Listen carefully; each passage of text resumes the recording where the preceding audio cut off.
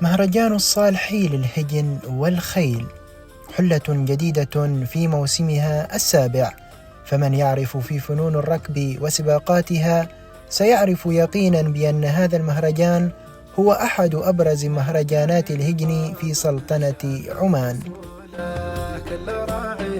الحشود تجمعت لمتابعة فعاليات المهرجان التي بدأت أحداثها منذ صباح يوم الخميس بمسابقة مزاينة هجن الأرض وسباق الإثارة والتحدي، وصولا إلى الأمسيات الفنية، واختتمت أحداثها صباح يوم السبت تحت رعاية الشيخ أحمد بن حمد السعدي الذي زار المعرض المصاحب للمهرجان واطلع على أهم التحديثات المميزة التي تم إبرازها في المهرجان، كما تابع أحداث الختام المتمثلة في دخول الهجن المشاركة مع فن الهنبل وركض العرضة وأشواط الزمط.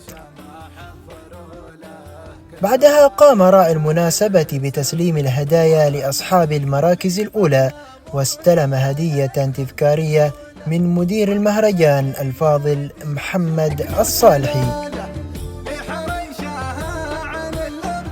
مهرجان الصالحي للهجن والخيل تميز رائع وحضور كبير يوثق واحدة من أهم الموروثات الحضارية والثقافية التي ارتبطت تاريخيا بحياة العرب منذ القدم. من ولاية السويق بمحافظة شمال الباطنة، خميس بن سعيد الذيابي، فريق الغليل الإعلامي.